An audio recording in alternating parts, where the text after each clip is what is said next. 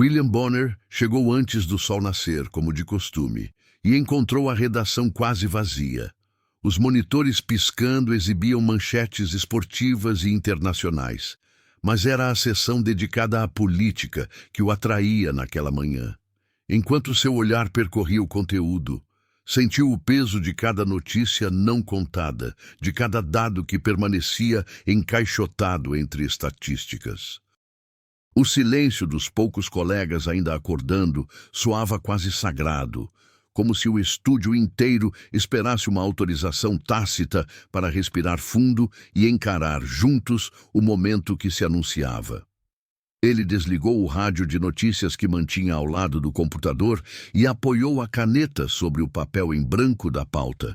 O café forte, servido na tradicional caneca com o logotipo de sua própria emissora, ficou esquecido por um instante.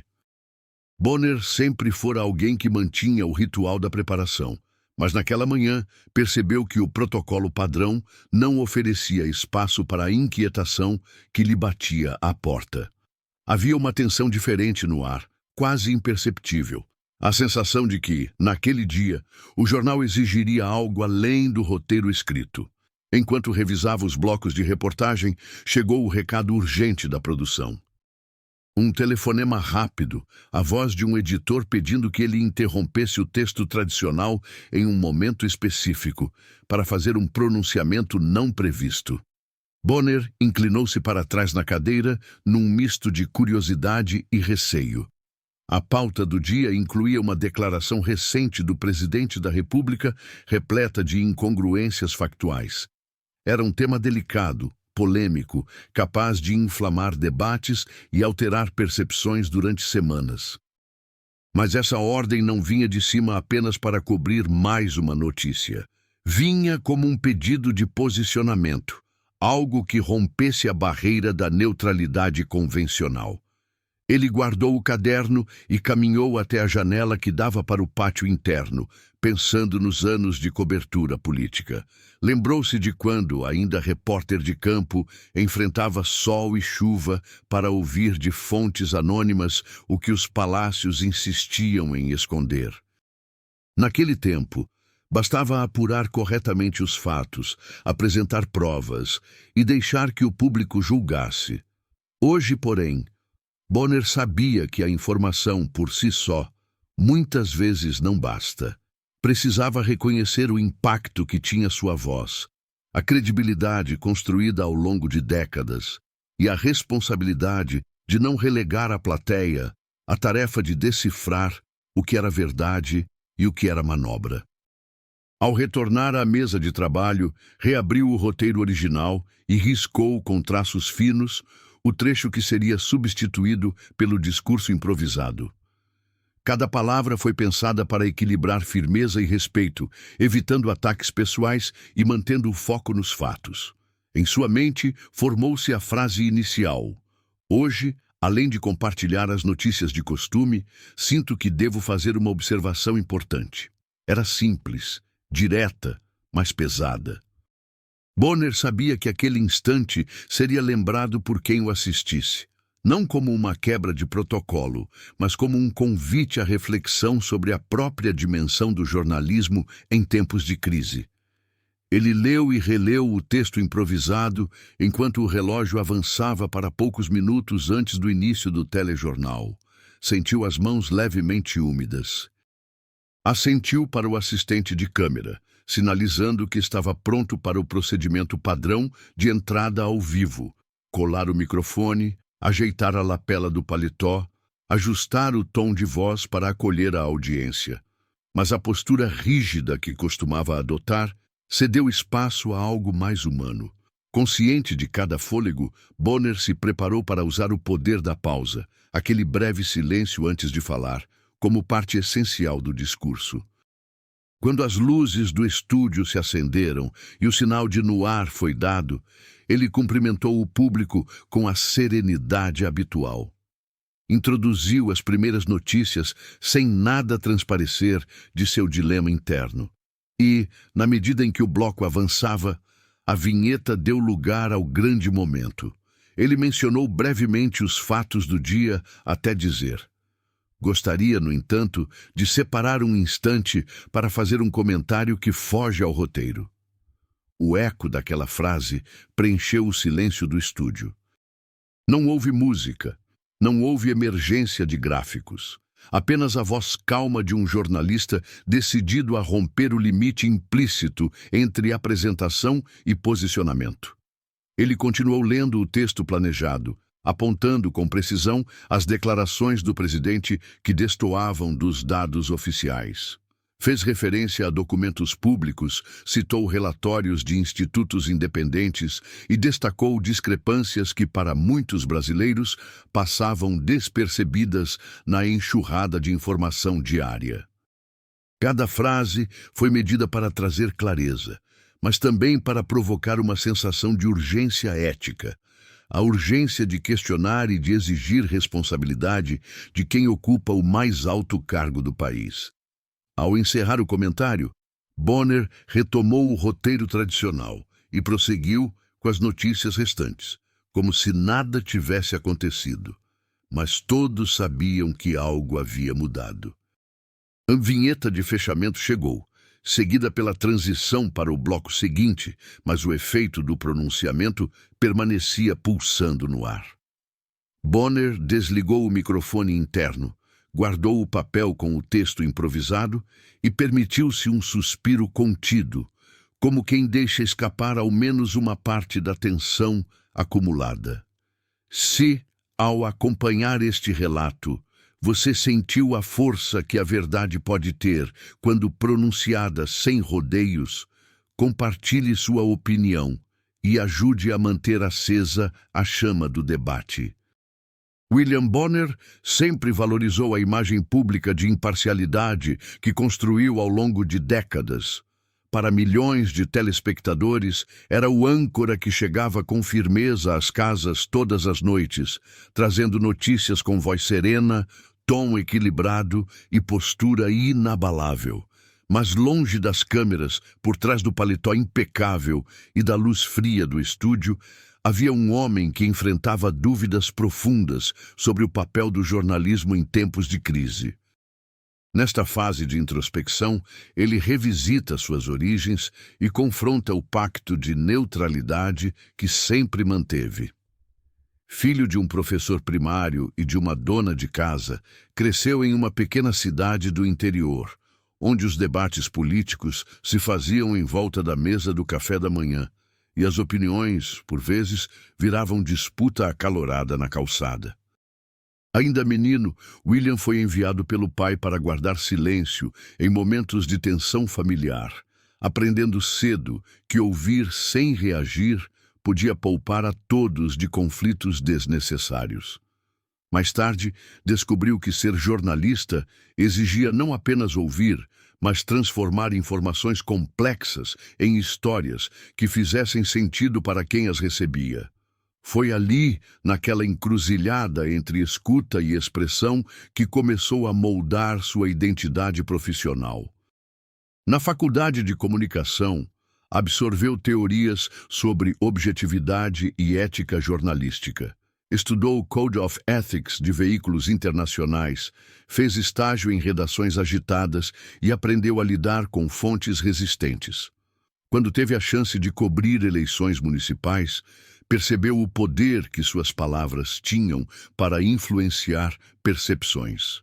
Em uma das primeiras reportagens ao vivo, viu uma multidão reagir a um dado que ele apresentou pela primeira vez na TV local. Sentiu o frio na barriga e a responsabilidade que o microfone trazia. Prometeu a si mesmo que jamais transformaria a opinião em fato, mas cimaria a distância necessária para que o público formasse seu próprio julgamento. Ao longo dos anos, entrou em conflito com colegas que defendiam posições mais engajadas. Para William, defender uma causa arriscava diluir o princípio da imparcialidade. Estava convicto de que sua missão era oferecer o máximo de informações e não orientar o rumo do debate. Essa convicção, porém, se provou insustentável diante de uma conjuntura política marcada por discursos inflamados, desinformação e crises institucionais. Ele passou noites revisitando edições antigas, revendo entrevistas e questionando-se se o distanciamento absoluto não o transformava em cúmplice do próprio silêncio. Foi então que começou a receber cartas de telespectadores. Algumas eram de gente cansada de assistir ao jornal e perceber incongruências entre discursos oficiais e dados da realidade. Outras vinham de professores que usavam seus blocos de reportagem em sala de aula e pediam um posicionamento mais claro sobre temas que impactavam diretamente a vida dos alunos.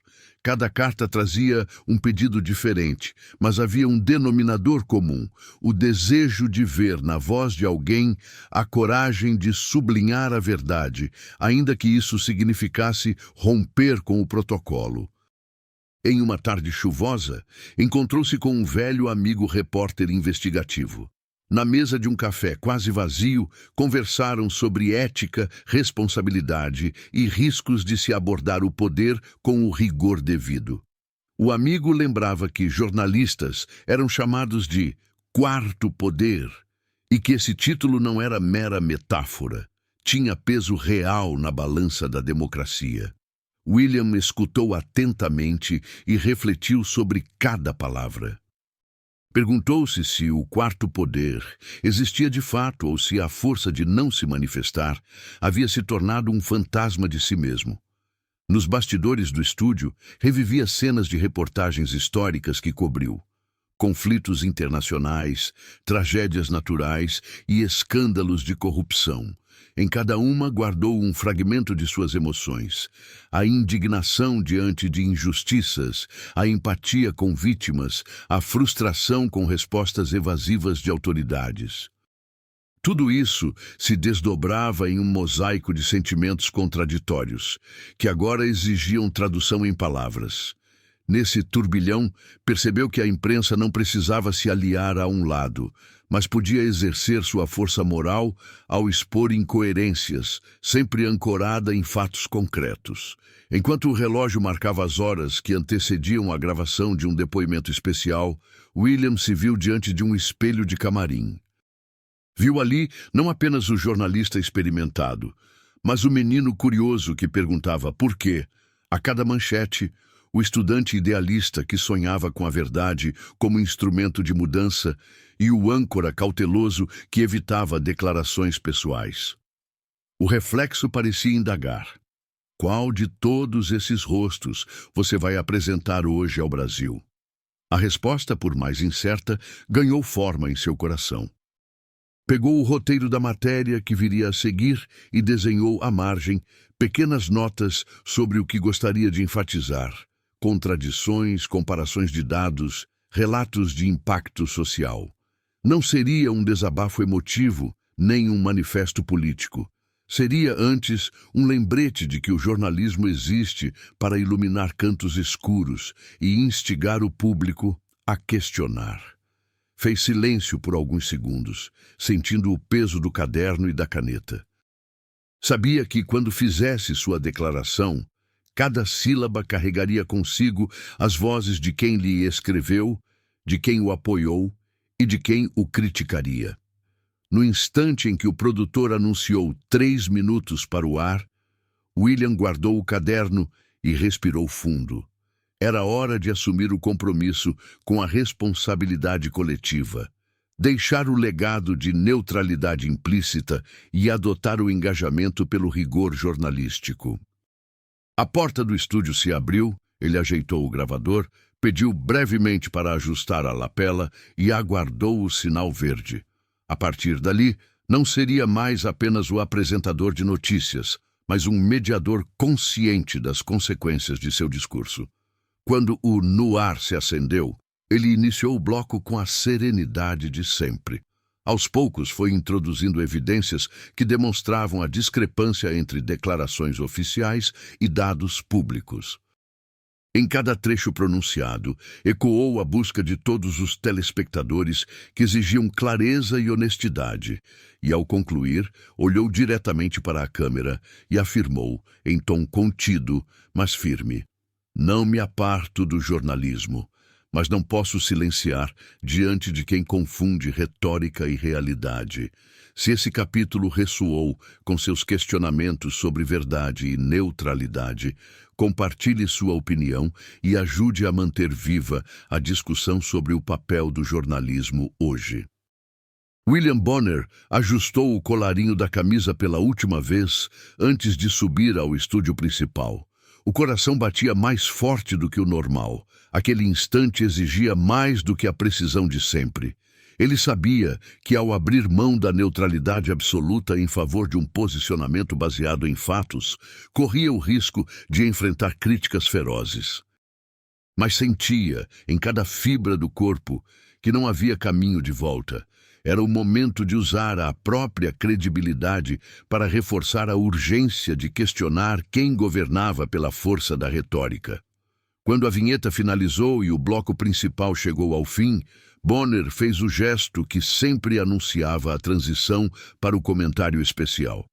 A voz saiu firme, porém contida. Antes de encerrar, quero dividir com vocês algo que considero essencial. Houve um breve silêncio, suficiente para chamar a atenção de quem assistia. Ele continuou, olhando diretamente para as câmeras. Nos últimos dias, o país tem sido bombardeado por declarações que destoam de dados oficiais e estudos independentes. Mais do que reportar, sinto a necessidade de mostrar uma imagem clara da realidade. Ele então trouxe à tona números precisos, índices de desemprego divulgados por agências oficiais, estatísticas de inflação recortadas por institutos reconhecidos e comparações de projeções econômicas feitas por especialistas respeitados. A fala ganhou força ao citar as fontes, mas o tom permaneceu humano. Não estou aqui para atacar, mas para alertar. A divergência entre discurso e realidade impacta diretamente o seu bolso, o seu emprego, a sua qualidade de vida. Cada palavra foi escolhida para construir uma ponte entre informação técnica e experiência cotidiana do telespectador.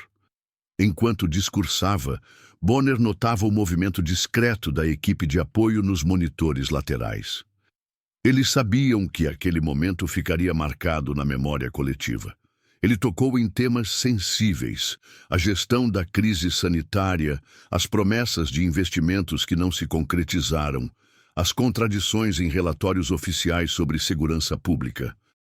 Ao contrário de um editorial partidarizado, o âncora apresentava documentos e depoimentos, solicitando ao público que consultasse as mesmas fontes em casa.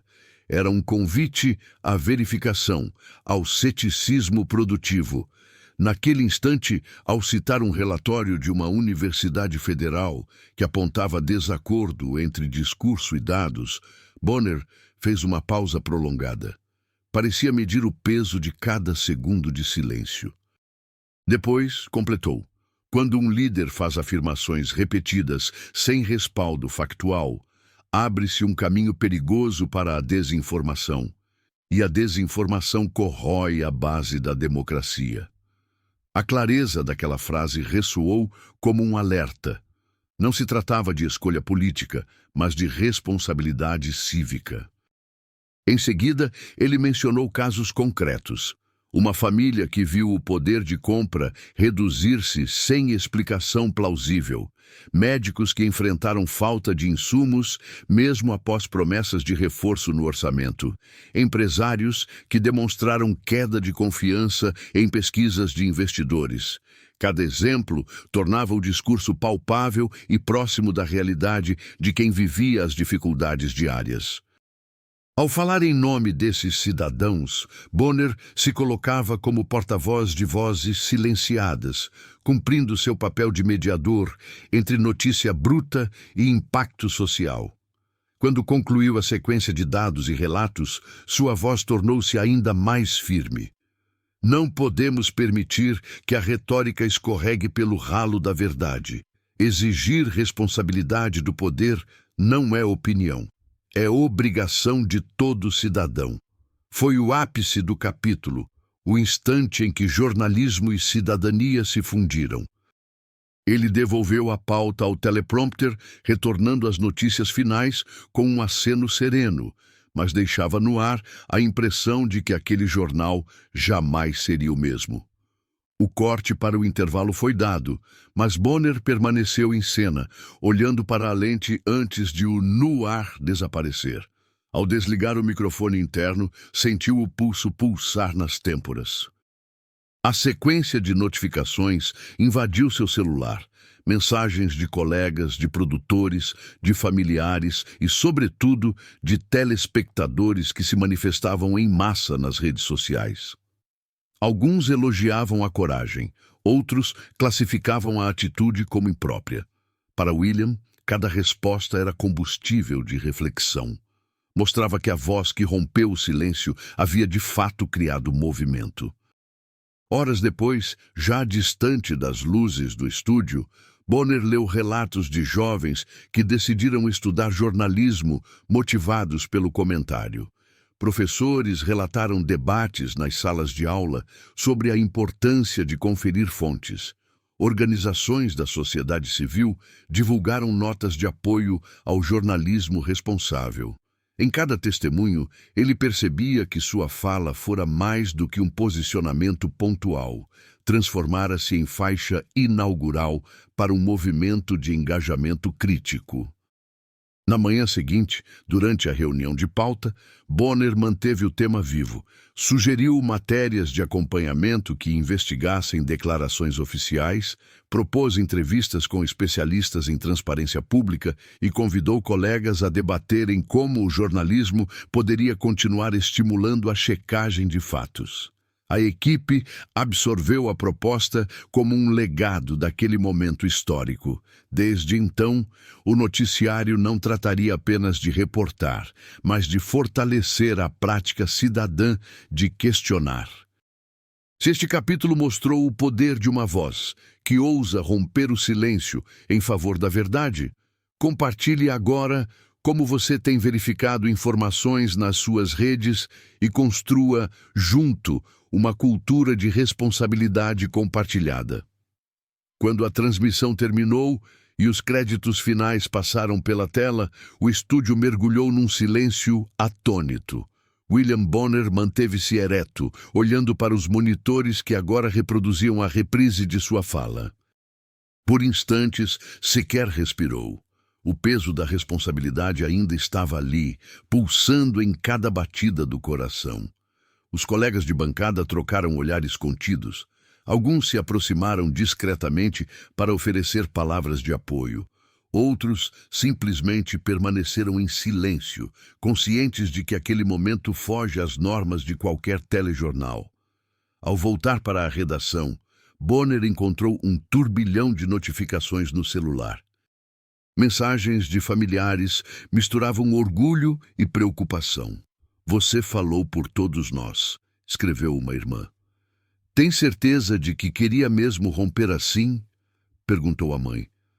Nos grupos de WhatsApp, jornalistas de redações amigas comentavam o impacto do pronunciamento. Houve quem debateu a linha tênue entre opinião e reportagem, e quem aplaudiu a coragem de usar a credibilidade para questionar o poder. Nas redes sociais, a repercussão foi instantânea. Em minutos, o clipe viralizou com legendas que iam de elogios emocionados a críticas acerbas. O âncora que virou cidadão dizia um post.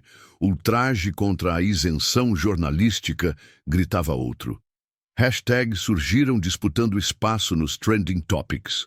Em cada comentário, pessoas relatavam como aquela fala as fazia repensar seu próprio comportamento diante das notícias.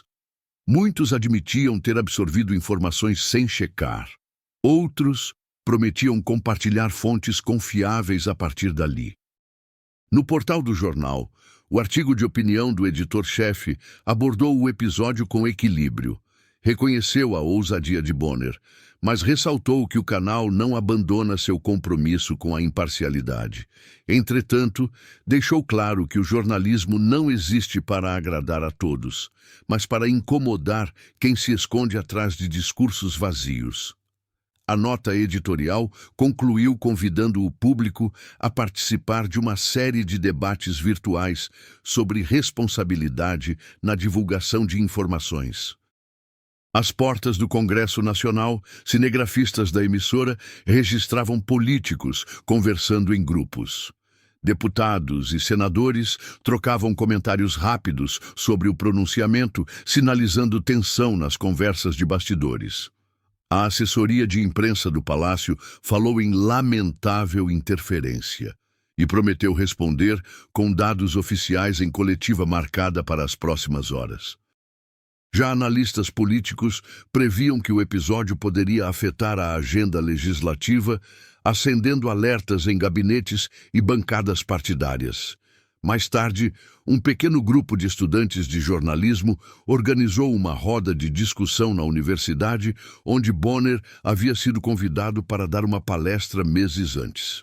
O tema do dia não era mais ética jornalística em teoria, mas como exercer o jornalismo quando a linha entre cobertura e combate à desinformação se torna imperceptível.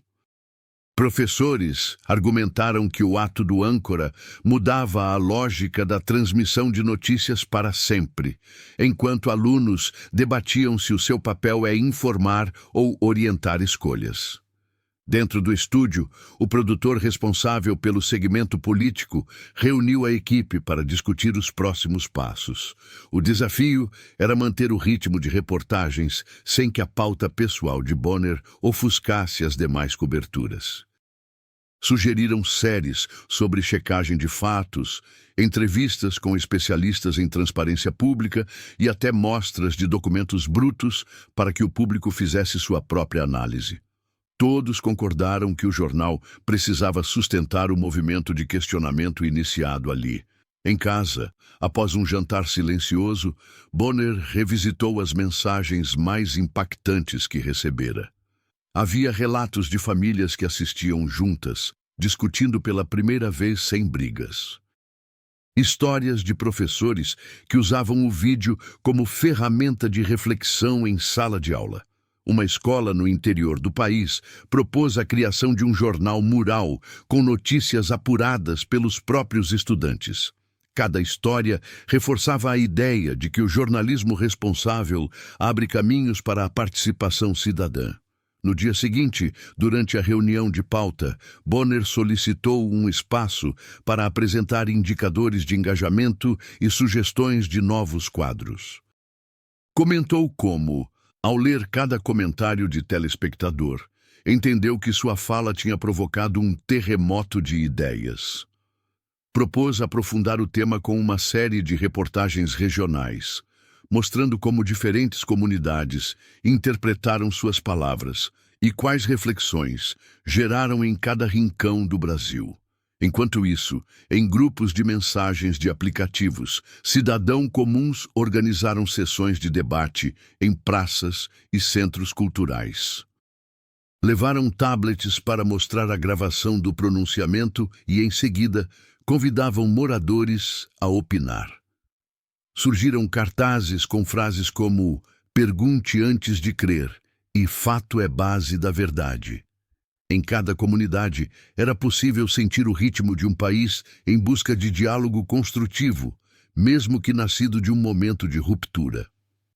No final da tarde, uma emissora de rádio convidou Bonner para comentar o impacto de sua fala.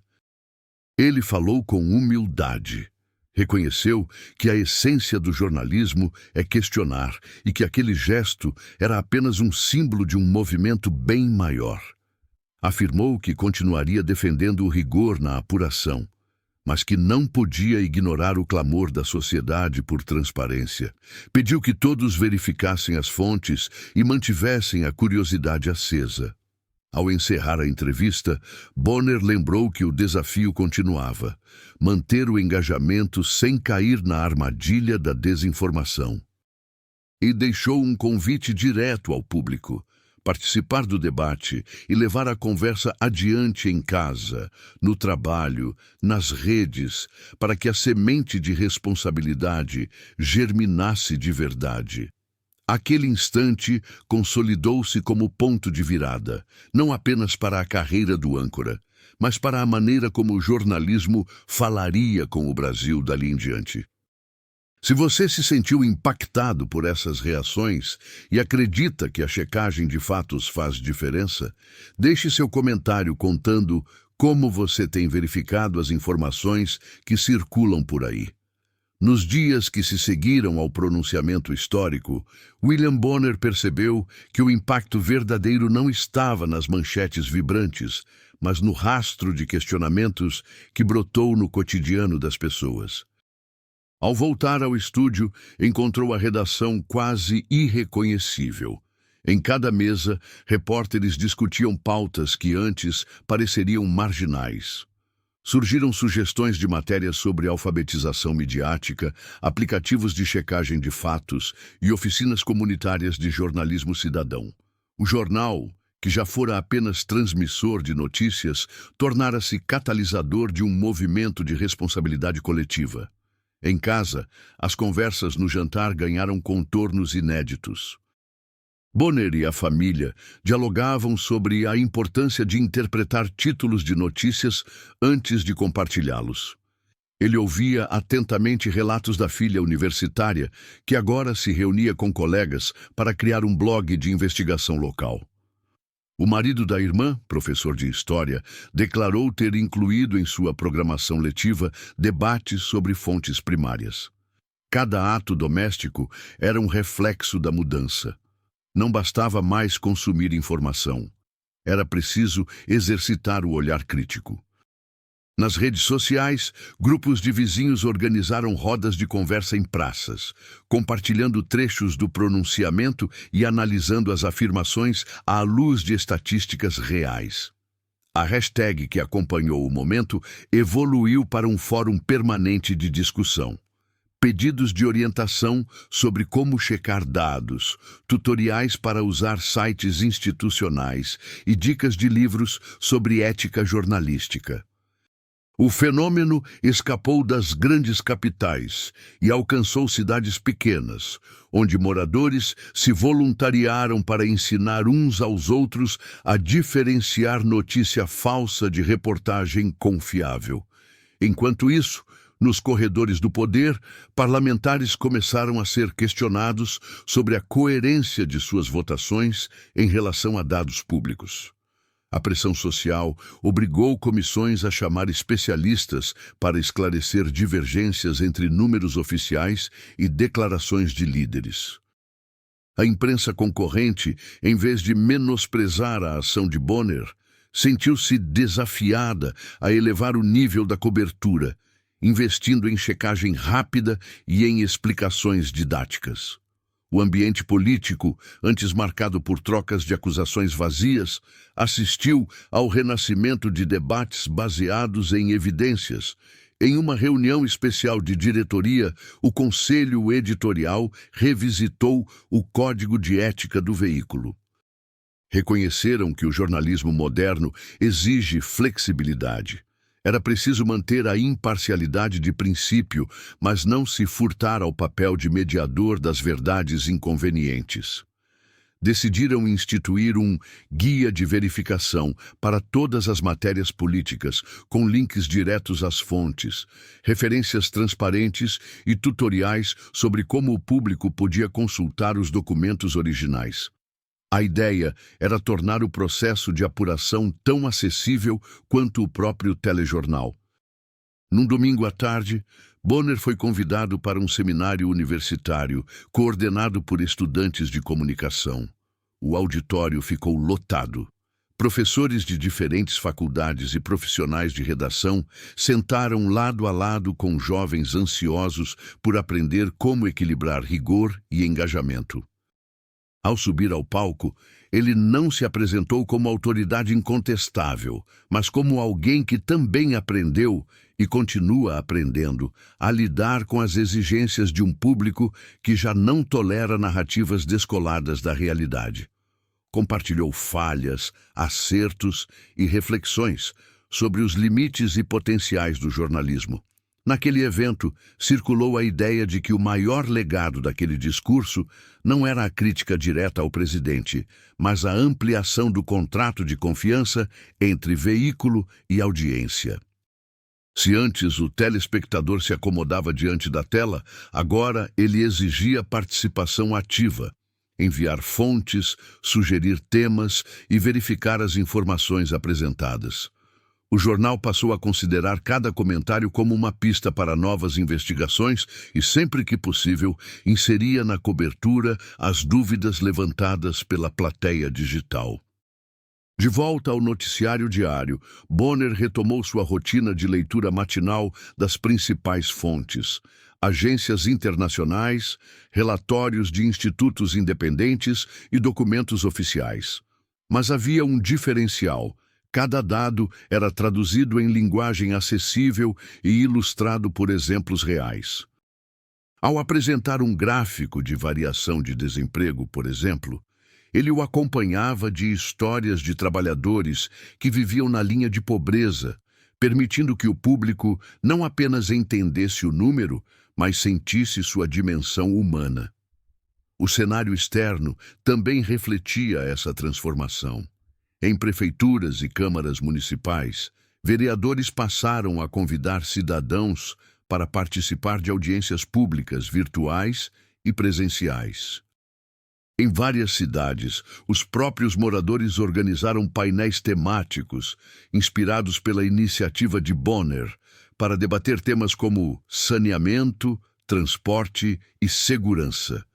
O jornal noticiava essas iniciativas como pauta prioritária, deslocando o foco de disputas ideológicas para projetos de impacto social.